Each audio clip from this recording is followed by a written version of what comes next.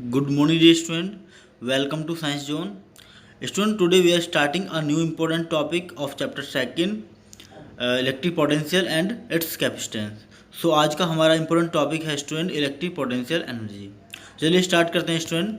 चलिए student start करते हैं electric potential energy. Student electric potential energy पढ़ने से पहले मैं आपको एक चीज़ बता देता हूँ। स्टूडेंट फिजिक्स में कुछ चीज़ें ऐसी होती हैं जिनको आप याद रखना ही चाहिए हमेशा।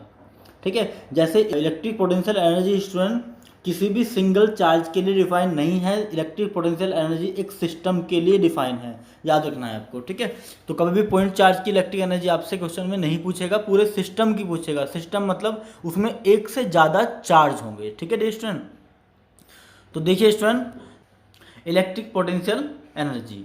So what is electric potential energy? Electric potential energy of A system of charge. किसी भी चार्ज के सिस्टम की इलेक्ट्रिक पोटेंशियल एनर्जी जो है, जो कि कुछ डिस्टेंस पे रखे हुए हैं एक दूसरे से, क्या होती है? वो अमाउंट ऑफ वर्क होता है। इलेक्ट्रिक पोटेंशियल एनर्जी क्या होती है किसी भी सिस्टम की? Amount of work. कौन सा work? That has to be done, जो हमें करना पड़ा है किन्हीं इन चार्ज को इन्फिनिटी से किसी पोजीशन पर। मतलब समझिए कि किन्हीं दो चार्ज, तीन चार्ज, चार चार्ज या जितने भी मोर देन वन चार्ज, किसी चार्ज के सिस्टम को उस पोजीशन पर, जिस पोजीशन वो रखे हैं, उस पोजीशन पे लाने में जितना वर्क करना पड़ा है, उस वर्क को हम बोलते हैं इलेक्ट्रिक पोटेंशियल एनर्जी। क्लियर है स्टूडेंट? देखिए इसकी एक और डेफिनेशन है student, this work is done by external agent. ये वर्क डन एक्सटर्नल एजेंट के द्वारा किया जाता है। और हम ऐसा भी कह सकते हैं कि एक्सटर्नल एजेंट के द्वारा किया गया वर्क जो है बेसिकली स्टूडेंट, हम ये भी बोल सकते हैं स्टूडेंट कि जो इलेक्ट्रोस्टैटिक पोटेंशियल होता है वो एक्सटर्नल एजेंट के द्वारा वो किया गया वर्क है। एक्सटर्नल एजेंट ने कब वर्क किया? तो आंसर है इन्फिनिटी से चार्ज को सेटअप करने में जो वर्क करना पड़ा है उसको इलेक्ट्रिक पोटेंशियल एनर्जी बोलते हैं। हो सकता है हम एक्सटर्नल एजेंट के वर्क को काउंट ना कर पाए, तो हम ये बोल सकते हैं कि इलेक्ट्रोस्टैटिक फोर्स का जो वर्क डन होता है, इस डायग्राम की हेल्प से आपको सब कुछ क्रिस्टल क्लियर हो जाएगा।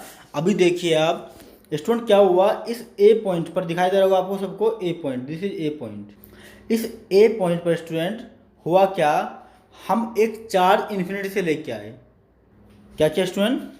हम एक चार्ज इन्फिनिटी से लेके आते हैं। We are bringing a charge Q1 from infinity, ये लेके आ रहे हैं यहाँ पर। ठीक है, अब स्टूडेंट यहाँ इन्फिनिटी से Q1 चार्ज को यहाँ तक ए पॉइंट तक लाने में हमें वर्क डन कुछ करना पड़ा है। किसके अगेंस्ट वर्क करना पड़ेगा? इलेक्ट्रोस्टैटिक फील्ड के या इलेक्ट्रोस्टैटिक फोर्स के। अब मुझे बताइए स्टूडेंट, इस Q1 पर क्या कोई चार्ज इलेक्ट्रोस्टैटिक फोर्स लगा रहा है? तो आपको आंसर होना चाहिए यस सर, क्योंकि आपने वही पढ़ा है। लेकिन डियर स्टूडेंट आप एक चीज़ समझिए, क्या यहाँ पर जब हम इस चार्ज को यहाँ पर लेके आ रहे थे यहाँ से, तो रास्ते में कोई चार्ज था? क्या रास्ते में कोई इलेक्ट्रिक फील्ड दिखाई दिया? क्या रास्ते में कोई इलेक्ट्रिक फोर्स दिखाई दिया? तो आंसर कोई इलेक्ट्रिक फोर्स, इलेक्ट्रिक फील्ड, कुछ भी इलेक्ट्रोस्टैटिक चीज़ की हमें दिखाई नहीं दी। तो हम यहाँ से यहाँ तक इस चार्ज को आराम से ले आए, हमने कोई भी वर्क डन इलेक्ट्रोस्टैटिक फोर्स के अगेंस्ट नहीं किया। इसका क्या मतलब है कि इलेक्ट्रोस्टैटिक्स के अगेंस्ट अगर हमने कोई वर्क नहीं किया तो सिंपल सी बात है, इस चार्ज को लाने में हमें कोई वर्क डन नहीं करना पड़ा। ठीक है डी स्टूडेंट, अब देखिए, अब हमने ये Q1 को सेटअप कर दिया यहाँ पर। अब हम क्या करते हैं, एक चार्ज और लेके आते हैं यहाँ पर। ठीक है, इसके Q1 के पास लेके आते हैं, किसी भी डिस्टेंस पे, मान लेते हैं R डिस्टेंस पे हम लेके आते हैं। तो होगा क्या स्टूडेंट, अब देखिए कि ये चार्ज अब इलेक्ट्रोस्टैटिक फील्ड मतलब इलेक्ट्रिक फील्ड जनरेट करेगा। अगर इलेक्ट्रिक फील्ड ये चार्ज जनरेट करेगा, अब ये इस चार्ज का अपोज भी कर सकता है और अट्रैक्ट भी कर सकता है। मतलब अब इलेक्ट्रिक फील्ड जनरेट होगा तो इलेक्ट्रिक फोर्स भी जनरेट होगा, और इलेक्ट्रोस्टैटिक फोर्स अगर जनरेट होगा तो सिंपल सी बात है, इस चार्ज को ना पास आने देगा ना इस चार्ज को ये दूर जाने देगा। तो होगा क्या, अगर ये सेम चार्ज है, अगर ये सेम चार्ज सेम साइन का है तो इसको ये दूर भगाना चाहेगा। अगर ये अपोजिट चार्ज है तो इसको अपनी तरफ अट्रैक्ट करना चाहेगा। FA मतलब attraction of force, R is repulsion of force. तो इस कंडीशन में क्या होगा स्टूडेंट, जब ये दूर भगाना चाहेगा तो इस फोर्स को, इस चार्ज को रोकने के लिए आगे की तरफ पुश करने के लिए हमें वर्क करना पड़ेगा, और वो वर्क किसके अगेंस्ट हो रहा है? तो आंसर है वो वर्क इलेक्ट्रोस्टैटिक फोर्स के अगेंस्ट हो रहा है। क्या अभी भी वर्क डन जीरो होगा? तो आंसर है इलेक्ट्रोस्टैटिक फोर्स के अगेंस्ट अब वर्क हो रहा है, तो work done will not zero. आपको ये क्लियर समझ में आ गया होगा। तो चलिए स्टूडेंट डेरिवेशन स्टार्ट करते हैं। तो स्टूडेंट हमने क्या किया, इस Q1 चार्ज को यहाँ पे सेटअप कर लिया, उसके बाद Q2 को यहाँ पे सेटअप कर लिया, हो गया सेटअप। अब हम स्टूडेंट स्टार्टिंग पे आते हैं। मान लेते हैं ये दोनों चार्ज जो है बेसिकली x डिस्टेंस पे सेटअप हुए हैं, ठीक है। Q1 चार्ज A पॉइंट पे है और Q2 चार्ज B पॉइंट पे है। स्टूडेंट इन्फिनिटी से हमें यहाँ पर लेके आना है। मान लेते हैं यहाँ से स्टार्ट कर रहे हैं, हम P पॉइंट से स्टार्ट कर रहे हैं। लेट करते हैं स्टूडेंट P पॉइंट से P डैश पॉइंट तक आने में हमें, लेट करते हैं स्टूडेंट P पॉइंट से P डैश पॉइंट तक आने में हमें dr डिस्प्लेसमेंट कवर करना पड़ा है। dr डिस्प्लेसमेंट कवर करना पड़ा है। ऐसा क्यों कर रहे हैं आपको पता है, हमें इंटीग्रेशन करना है यहाँ से लेके इन्फिनिट तक, हमें इंटीग्रेशन करना है। इसलिए हमने क्या किया, एक पॉइंट लिया, वहाँ से dr डिस्टेंस कवर कराया, dr डिस्प्लेसमेंट कवर कराया, और कहाँ पर पहुँच गया ये पॉइंट? P डैश पर पहुँच गया, ठीक है। कहाँ पर पहुँच गया है? P डैश पे पहुँच गया है। अब होगा क्या स्टूडेंट, यहाँ से यहाँ तक चलने में उसको छोटा सा वर्क करना पड़ेगा। किसके अगेंस्ट? तो सुनिए किसके अगेंस्ट करना पड़ेगा। ये चार्ज इधर फोर्स लगाएगा, अगर ये सेम चार्ज है, और हम जा रहे हैं इधर, ठीक है। क्लियर सी बात है।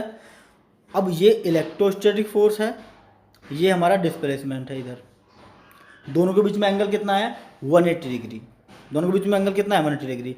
फोर्स भी है, डिस्प्लेसमेंट भी है, तो वर्क होना, सिंपल सी बात है, वर्क होना ही चाहिए। मान लेते हैं इस डिस्टेंस को, इस डिस्प्लेसमेंट को चलने के लिए DW वर्क डन करना पड़ा, छोटा सा वर्क डन, मतलब DW वर्क डन करना पड़ा, ठीक है। ये इलेक्ट्रिक फील्ड इधर क्यों लग रहा है स्टूडेंट? क्योंकि दोनों सेम टाइप के चार्ज हैं, इसलिए ये चार्ज इसको रिपल कर रहा होगा, ये इलेक्ट्रिक फील्ड की डायरेक्शन होगी, और इलेक्ट्रिक फील्ड की डायरेक्शन ये होगी, तो सिंपल सी बात है इलेक्ट्रिक फोर्स की डायरेक्शन भी यही होगी। अब इलेक्ट्रिक फोर्स की डायरेक्शन स्टूडेंट ये है, हम चार्ज को इधर लेके जा रहे हैं, मतलब डिस्प्लेसमेंट इधर है dr, फोर्स इधर है, तो स्टूडेंट इनके बीच में एंगल कितना बना? आंसर है 180 डिग्री। तो एंगल हमें मिल गया स्टूडेंट, फोर्स हमें मिल गया, डिस्प्लेसमेंट हमें मिल गया, तो सिंपल सी बात है, क्या हमें वर्क डन मिल जाएगा या नहीं मिलेगा? तो आंसर है हमें वर्क डन मिल जाएगा। किसके अगेंस्ट वर्क डन मिलेगा? तो आंसर है, देखो अगर इलेक्ट्रोस्टैटिक फोर्स की बात करें तो वो इधर कर रही है, इसलिए वर्क इधर होना चाहिए, लेकिन हम जा रहे हैं इधर। क्या करते हैं स्टूडेंट, हम इधर जो फोर्स लग रहा है इलेक्ट्रोस्टैटिक फोर्स, उस फोर्स का वर्क डन निकाल लेते हैं, और क्योंकि हमें इधर का वर्क डन नहीं चाहिए, हमें चाहिए इधर का, तो इस फोर्स के वर्क डन का निगेटिव हम कर लेंगे, वही हमारा एक्सटर्नल वर्क डन होगा। ये मैंने आपको डेफिनेशन में बताया था कि हम रियल में करना चाहते हैं इलेक्ट्रोस्टैटिक फोर्स के अगेंस्ट वर्क, लेकिन हमें इधर की इन्फॉर्मेशन ज़्यादा नहीं है, हमें इधर की इन्फॉर्मेशन आती है, इस तरह के फॉर्मूले भी आते हैं, तो हम इधर का वर्क डन कर लेते हैं, और ये वर्क डन इस वर्क डन के बराबर होगा। रीजन, क्योंकि ये कंजर्वेटिव फोर्स है, ये रास्ते पे डिपेंड नहीं करती कि इधर से इधर जा रहे हैं कि इधर से इधर जा रहे हैं, ये कंजर्वेटिव फोर्स है, और conservative force do not depends on path. इसलिए स्टूडेंट हम इलेक्ट्रिक फोर्स का वर्क डन निकाल के, इलेक्ट्रोस्टैटिक फोर्स का वर्क डन निकाल के उसका जस्ट निगेटिव कर देंगे, और उसको हम कहेंगे कि this is the work done by external agent, ठीक है जी स्टूडेंट। तो देख सकते हैं आप इसको डायग्राम को अच्छे से, ठीक है। तो लेट किया हमने, P पॉइंट कितने डिस्टेंस पे लेट किया हमने?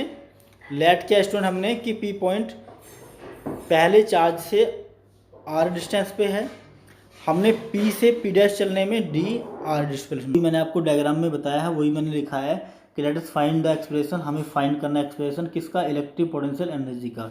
कौन सी इलेक्ट्रिक पोटेंशियल एनर्जी का? तो आंसर है जो Q1 और Q2 दो चार्ज हमने x डिस्टेंस पे प्लेस किए हैं, उनका हमें इलेक्ट्रिक पोटेंशियल एनर्जी फाइंड करनी है, ठीक है स्टूडेंट। हमने एक पॉइंट लेट किया था, पॉइंट लेट क्या किया था कि let a point P which is present r distance away from the point A, जो कि A पॉइंट से कुछ दूरी पे थी, R डिस्टेंस दूरी पे थी, वो हमने P लेट किया था। वहाँ पर लेट करते हैं, इलेक्ट्रिक फील्ड जो है वो E है, ठीक है, जो कि Q1 चार्ज के कारण बन रही है। बताया था ना स्टूडेंट आपको, Q1 Q2 लेट करते हैं, इसके कारण यहाँ पर इलेक्ट्रिक फील्ड कितनी बन रही है? यहाँ P पॉइंट पे, तो मान लेते हैं E, ठीक है, ये लेट करते हैं, ठीक है स्टूडेंट। अब देखिए आगे, सो P पॉइंट पर इलेक्ट्रिक फील्ड स्टूडेंट मान लेते हैं ये हमारा इलेक्ट्रिक फील्ड है, ठीक है, पी पॉइंट पर ड्यू टू Q1, ये इलेक्ट्रिक फील्ड है हमारा। अब if the charge Q2 is at P, अगर मान लेते हैं P पॉइंट पर चार्ज Q2 आ गया है तो कितना फोर्स एक्ट करेगा Q2 पे, तो आंसर है F बराबर होता है, इलेक्ट्रिक फील्ड हमें पता है कितना होता है, फोर्स अपॉन चार्ज होता है, ठीक है। और फोर्स हम फाइंड करेंगे तो Q2 किस चार्ज की बात कर रहे हैं, Q2 चार्ज की बात कर रहे हैं जो कि P पॉइंट पर रखा हुआ है, और वहाँ P पॉइंट पर इलेक्ट्रिक फील्ड कितना है, तो आंसर E है। तो force will become force is equal to Q2 into E, ठीक है। नेक्स्ट देखते हैं आगे क्या होता है स्टूडेंट।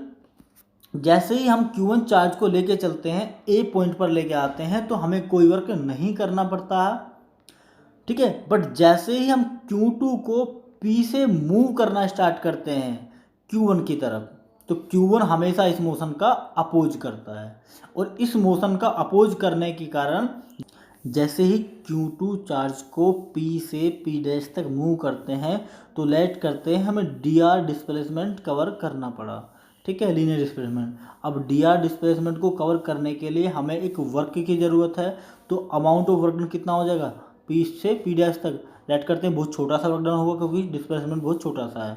तो dw is equal to F vector dot dr vector.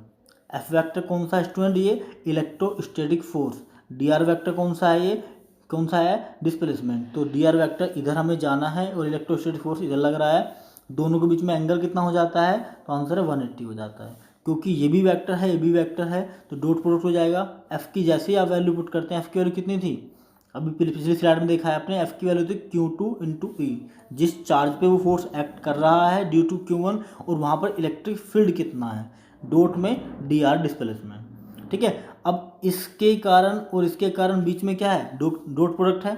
अब डॉट प्रोडक्ट कैसे निकालते हैं आपको पता है, जब इसका मैग्नीट्यूड लिखते हैं तो कोस थीटा आता है, ठीक है। अब देखिए स्टूडेंट, तो Q E D R cos theta, theta कितना, इधर डिस्प्लेसमेंट, थीटा होता है फोर्स और डिस्प्लेसमेंट के बीच का एंगल, ये एफ ई इलेक्ट्रोस्टैटिक फोर्स, ये डी आर, इनके बीच में एंगल 180 डिग्री, ठीक है। तो 180 रखा जैसे हमने, तो डी डब्ल्यू हो गया minus Q2 E D R, क्योंकि कोस 180 की वैल्यू माइनस के 1 होती है।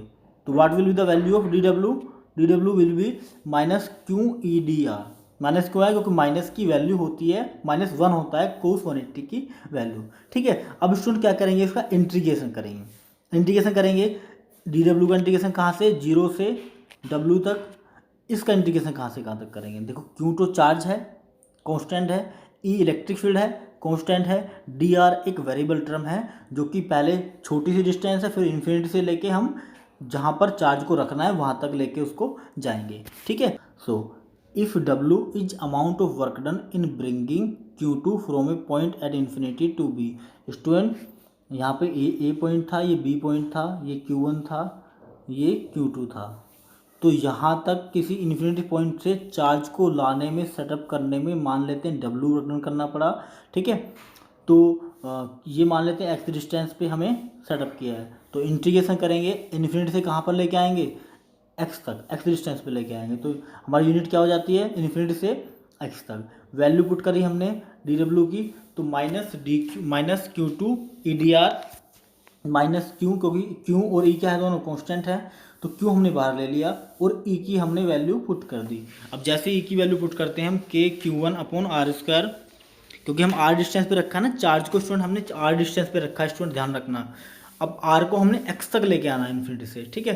तो K भी कांस्टेंट है, Q1 भी कांस्टेंट है, हमने बाहर ले लिया, तो K Q1 Q2 हमने बाहर ले लिया।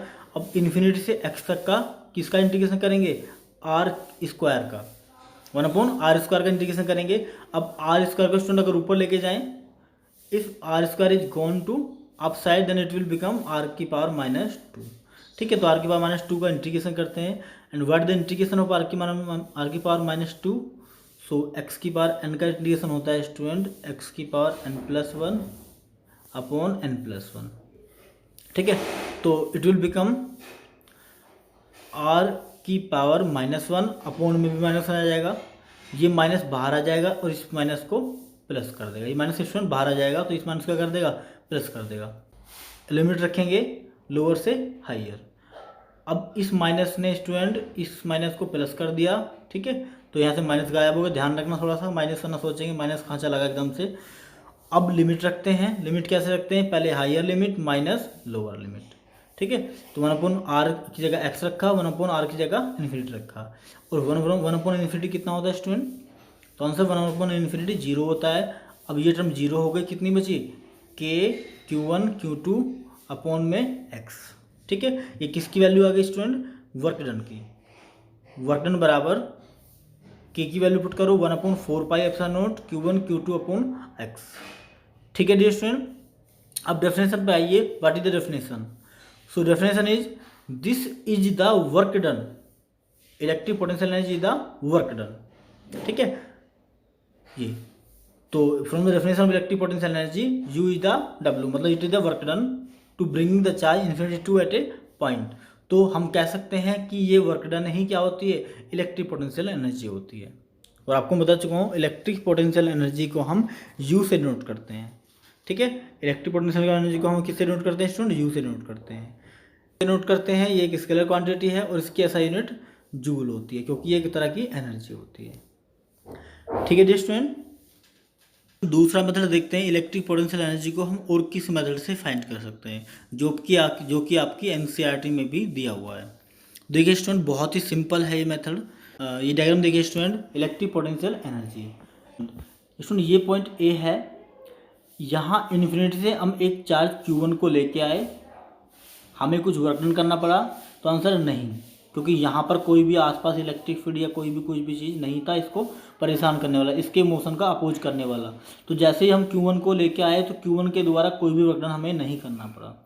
लेकिन जैसे हम स्टूडेंट Q2 को इसके पास लेके आते हैं तो ये वाला चार्ज इलेक्ट्रिक फील्ड जनरेट कर रहा है और इसका अपोज करेगा, इसलिए Q2 को लाने में हमें कुछ वर्क डन करना पड़ेगा, जबकि Q1 को सेटअप करने में कोई भी वर्क डन नहीं करना पड़ेगा। As initially there is no charge, जब हम Q1 को लेके आ रहे थे तो कोई भी चार्ज आसपास नहीं था, so electric field zero, electric field क्या था वहाँ पर, जीरो। अब इलेक्ट्रिक फील्ड जीरो था तो सिंपल सी बात है, वहाँ पर Q1 चार्ज को जब हम लेके आए तो इन्फिनिटी से, तब हमें वर्क डन कितना करना पड़ा, जीरो वर्क डन करना पड़ा, ठीक है, क्योंकि वहाँ पर इलेक्ट्रिक फील्ड नहीं था। इसलिए जब हम Q1 को इन्फिनिटी से ए पे लेके आए तो हमें कोई भी वर्क डन नहीं करना पड़ा, ठीक है। अब आगे क्या हुआ, तो देखिए work done in bringing a charge Q1 from infinity to a, जब हम इन्फिनिटी से ए तक Q1 चार्ज को लेके आ रहे थे तो हमें कोई वर्क डन कितना करना पड़ा, तो वर्क डन बराबर जीरो, ठीक है। अब दूसरा देखिए स्टूडेंट, जब हम पोटेंशियल फाइंड करें अगर V1 के कारण, जो हम Q1 चार्ज लेके आए हैं उस Q1 चार्ज के कारण अगर B पॉइंट पर पोटेंशियल फाइंड करते हैं तो पोटेंशियल फॉर्मूला आता है VB इजिकल टू के Q1 अपॉन एक्स, क्योंकि किसी पॉइंट चार्ज के कारण पोटेंशियल निकालना हमें आता है, हम प्रीवियस वीडियो में स्टडी कर चुके हैं, ठीक है। तो आसानी से निकाल सकते हैं पोटेंशियल। अब क्या करते हैं स्टूडेंट, जब उस B पॉइंट पर पोटेंशियल इतना है VB जो हमने फाइंड किया है, अब किसी चार्ज को जब यहाँ लेके आएंगे Q2 को, तो क्या पोटेंशियल होगा और Q2 चार्ज होगा, इन दोनों में कोई रिलेशन होता है, तो आंसर है होता है। वर्क डन बराबर होता है स्टूडेंट कितना होता है, W into Q, previous classes में आप पढ़ चुके हैं, ठीक है। तो देखिए अब क्या होगा, वो then work done in bringing Q2 from infinity to B, जब इन्फिनिटी से B तक Q2 चार्ज को लेके आएंगे तो हमें वर्क डन करना पड़ेगा कि कितना पोटेंशियल है वहाँ पर और किस चार्ज को हम लेके आ रहे हैं, ठीक है। तो Q2 इंटू VB, VB मतलब पोटेंशियल ऑफ B, W2 मतलब work done of second charge to taking the second charge, Q2 जिस चार्ज को हम लेके आ रहे हैं, ठीक है। अब देखिए तो Q2 को रखा हमने, VB की वैल्यू पुट कर दी जो हमने यहाँ से निकाली थी, ठीक है। अब जैसे आप वैल्यू पुट करते हैं तो क्या होता है स्टूडेंट, W2 हो जाएगा हमारा के Q1 Q2 अपॉन एक्स, ठीक है। तो this is the work done to taking the bringing the charge Q2 from infinity to B, और Q1 W1 कितना आया था, जीरो, W2 कितना आ गया, दिस, ठीक है। अब टोटल वर्क डन कितना होगा, उस पूरे सिस्टम को Q1 Q2 के सिस्टम को x डिस्टेंस पे क्या करने में, यहाँ पुट करने में, इस सिस्टम को बनाने में टोटल वर्क डन कितना करना पड़ा, तो आंसर है जितना वर्क डन इसको लाने में करना पड़ा प्लस जितना वर्क डन इसको लाने में करना पड़ा, ठीक है। तो देख लेते हैं total work done in bringing कितना हो जाएगा, total work done bringing Q1 and Q2 from infinity to A and B। Q1 charge को इन्फिनिटी से A तक लाने में W1 वर्क डन करना पड़ा। Q2 चार्ज को इन्फिनिटी से B तक लाने में W2 वर्क डन करना पड़ा, और टोटल वर्क डन हो जाएगा इन दोनों का सम। अब जैसे ही आप इनकी वैल्यू पुट करते हैं, W1 की वैल्यू 0, W2 की वैल्यू कितनी हो जाएगी स्टूडेंट, जो हमने अभी निकाली है ये, और टोटल वर्क डन हो जाएगा W is equal to KQ1 KQ2 upon, तो work done will be KQ1 Q2 upon X। और हमें पता है W जो होता है वो किसके बराबर होता है, वो होता है स्टूडेंट हमारे potential energy, electric potential energy के बराबर होता है। तो हम कह सकते हैं U बराबर 1/4πε0 KQ1 Q2 अपॉन X। ठीक है स्टूडेंट, तो this is the alternative method to drive this equation. In next video we will study electric potential energy due to a system of charge और मल्टीपल चार्ज। ठीक है, so thank you.